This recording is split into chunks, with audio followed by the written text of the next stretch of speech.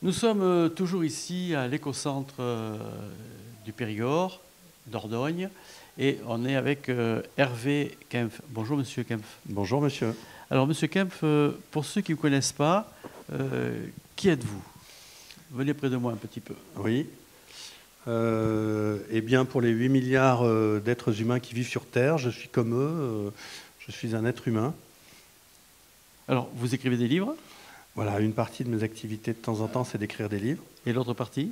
L'autre partie, c'est d'être journaliste et d'animer le site Reporter, le média de l'écologie, sur Internet, en accès libre, gratuit, sans abonnement, sans actionnaire, et qui parle d'écologie tous les jours, et qui, par ailleurs, publie une collection de livres qui est l'objet du salon du livre de l'écologie qui se tenait ce week-end à Saint-Pierre-de-Frugy, en Périgord, en Dordogne.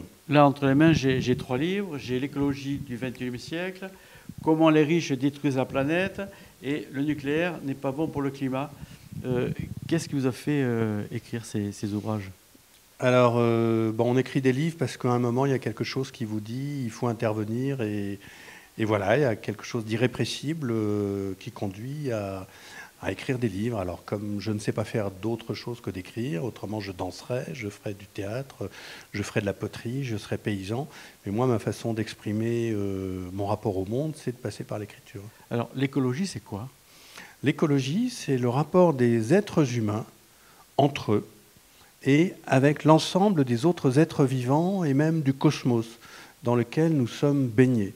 Et donc l'écologie, c'est cette relation au monde. C'est l'idée qu'on est totalement soi-même, comme ces 8 milliards d'êtres humains dont nous parlions et dont nous faisons totalement partie, avec sa personnalité, son regard au monde, mais en étant en relation avec l'ensemble des êtres vivants et même avec les matières, les roches, les étoiles, le ciel, l'infini.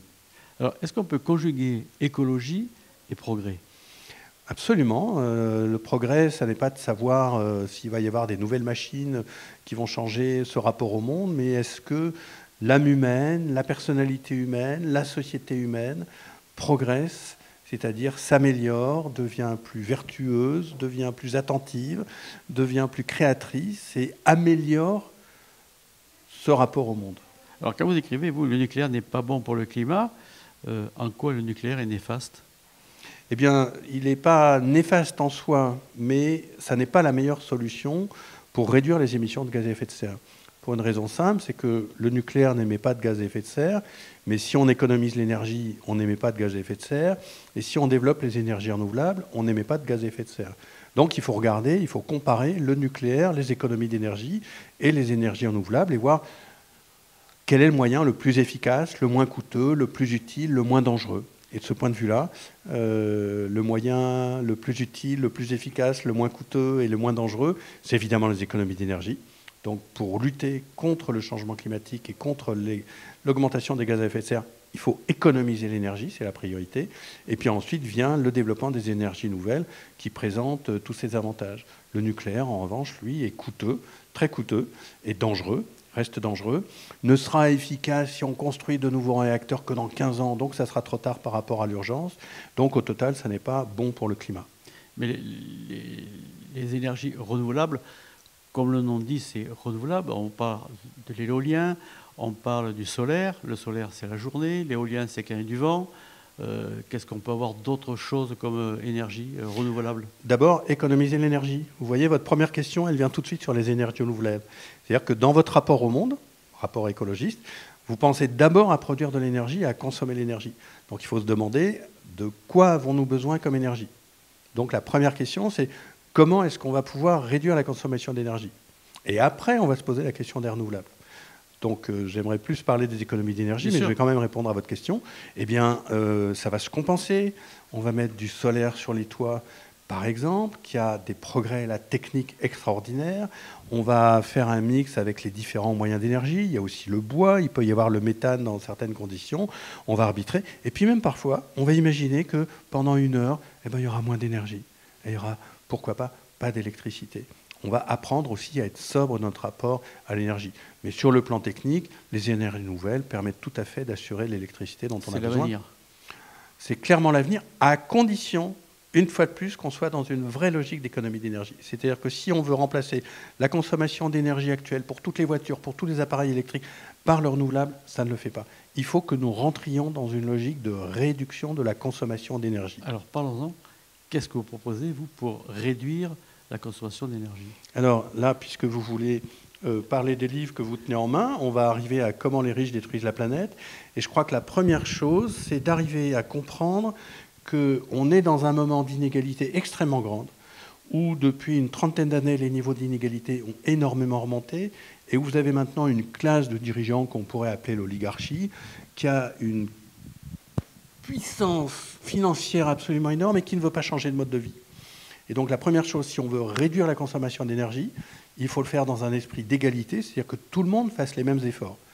Mais si on est dans la structure très injuste, très inégalitaire, avec des riches qui veulent continuer à prendre l'avion, à avoir des gros 4x4, à avoir 4 maisons aux 4 coins du monde, etc., on n'y arrivera pas. Donc le premier pas pour aller collectivement dans une logique sociale d'économie d'énergie, c'est de réduire l'inégalité, pour d'abord empêcher que tous ces gens hyper riches consomment énormément et émettent gaz à effet de serre, et par ailleurs que collectivement on décide ensemble quels sont les vrais besoins pour la société. Alors comment est-ce qu'on va convaincre les très riches de changer de vie? Eh bien malheureusement on ne va pas les convaincre. Donc la question difficile en ce moment, c'est qu'on est dans un rapport de force.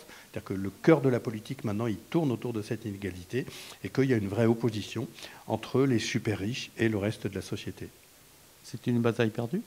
Ben non, il n'y a aucune bataille. Les seules batailles qu'on est sûr de perdre, c'est celles qu'on ne mène pas. Non, progressivement, ça avance. Déjà, vous voyez, je peux vous raconter ça, ce qu'on n'aurait pas pu faire il y a 15 ans, et vous entendez tout à fait cette idée. La deuxième chose, c'est que le dégoût à l'égard de cette surconsommation de ces gens qui prennent énormément d'avions, qui ont des yachts énormes, qui ont des voitures énormes, il se répand.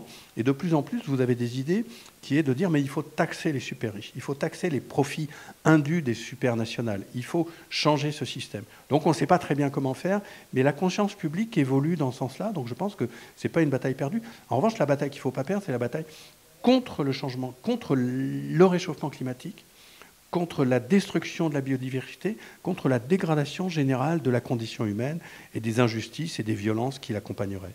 Moi, je me souviens d'un candidat à une certaine présidentielle il y a très très longtemps, il y a pas loin de 40 ans, qui déjà tirait la sonnette d'alarme sur le problème du climat. Absolument, et c'était René Dumont. Et vous voyez, le troisième livre que vous avez entre les mains, c'est un livre de la collection Reporter qu'on fait avec les éditions du Seuil. Donc il y a une dizaine de livres et les 10 auteurs sont là à Saint-Pierre-de-Frugy, en Dordogne, et ils sont très contents d'être là dans ce beau lieu d'éco-centre. Et un des prochains livres qui aura l'année prochaine, ça sera de raconter 50 ans après, puisque 2024 et 1974, c'était 50 ans après, la campagne extraordinaire de ce monsieur René Dumont, qui était un homme très sage, qui avait déjà au moins 70 ans, je crois, à l'époque, qui avait des cheveux blancs comme vous, moi j'en ai pas parce que je suis un homme, bref, mais qui a dit il faut changer. L'écologie, c'est un des pionniers de l'écologie. L'écologie est une question absolument essentielle. Et par exemple, ce monsieur s'était rendu célèbre en prenant, lors d'une émission de télé, un verre d'eau, en disant vous voyez ce verre d'eau? Eh bien, si ça se trouve, dans X années, il n'y en aura plus. Qu'est-ce que nous vivons en ce moment avec le changement climatique? Eh bien, des sécheresses et des coupures d'eau qui deviennent de plus en plus fréquentes. Là, on est en octobre, on a une sécheresse énorme, les nappes phréatiques sont à vide et il y a plusieurs départements où il y a maintenant des restrictions d'eau. Donc je crois que René Dumont, on va raconter cette histoire l'année prochaine et ce sera une belle histoire, mais déjà il envoyait ces signaux, faites attention à l'écologie, parce qu'autrement ça va très mal aller. C'était un visionnaire ou c'est quelqu'un qui était sûr de lui? Je crois que c'était, je ne connais pas bien personnellement, je crois que c'était simplement quelqu'un de son époque, mais qui avait compris des choses. Il y avait beaucoup de gens dans ces années-là, ils n'étaient pas visionnaires, c'était des gens comme vous et moi, qui faisaient simplement attention à ce qui se passait autour d'eux et qui disaient, mais l'écologie c'est important, on ne peut pas continuer comme ça. Et 50 ans après, on a continué comme ça, la situation est de plus en plus terrible partout. Il y a des famines, il y a des guerres de plus en plus durables, il y a des difficultés, il y a surtout ce changement climatique dont même dans des pays comme la Dordogne ou moi la Lozère dont je viens, on ressent les effets de plus en plus forts. Donc maintenant, il est temps d'entendre en tout cas le message que disent les René du monde aujourd'hui, qui sont heureusement des milliers de femmes et d'hommes et qui disent l'écologie c'est absolument important. Alors, le parti écologique en France, est-ce que c'est un vrai parti? Est-ce que l'écologie doit forcément être politique? Moi, j'ai pas de... Je ne sais pas, je dirais que ça dépend des pays, mais dans l'histoire de la France, oui. Parce que si vous n'avez pas un parti écologiste qui rappelle constamment, alors je ne sais pas s'ils le font parfaitement bien, mais c'est important qu'il y en ait un, qui rappelle constamment la priorité, c'est ça, ben, ça n'est pas entendu. Et donc je crois qu'en ce moment, où surtout qu'on a une poussée malheureusement de ce qu'on appelle l'extrême droite, d'une tentation de désigner des boucs émissaires en disant le problème c'est les migrants, le problème c'est les immigrés, le problème c'est les étrangers, c'est important qu'il y ait des gens qui disent, et qui ne sont pas seulement au Parti écologiste, ils peuvent être à la France Insoumise, ils peuvent être au Parti Socialiste, certains d'entre eux, ils peuvent être dans d'autres partis ou dans d'autres associations, mais des gens qui disent comme les écologistes, le problème ça n'est pas l'étranger, au contraire l'écologie c'est comme on l'a dit au début, c'est un rapport au monde et être tous ensemble bien, mais qu'il faut faire attention et il faut changer nos modes de vie. Est-ce que l'écologie est forcément garantie du succès par les jeunes ? Bah, vous savez, moi j'ai un âge maintenant où j'ose pas parler au niveau des jeunes, mais comme j'ai la chance de travailler avec beaucoup de jeunes au sein de Reporters, qui est fondamentalement une équipe de jeunes, la moyenne d'âge doit être de 30 ans, oui, ça bouge beaucoup. Et regardez aussi tout ce qui se fait en alternative, les semences, l'alternative paysanne, l'agriculture biologique, même la bioconstruction, toutes ces initiatives qui se passent très souvent, c'est des jeunes, et aussi dans les bagarres comme les soulèvements de la terre, ou comme les luttes contre ce détournement à Bergerac, ou comme l'autoroute Toulouse-Castres, il y a des gens de tous les âges, mais il y a beaucoup de jeunes. Donc oui, la conscience est en train de changer. Je n'ai pas d'inquiétude là-dessus. C'est le mot de la fin ? Absolument. Merci, M. Kempf. Merci beaucoup. Je vous donne rendez-vous pour un tout prochain reportage ici, à l'écocentre d'Ordogne.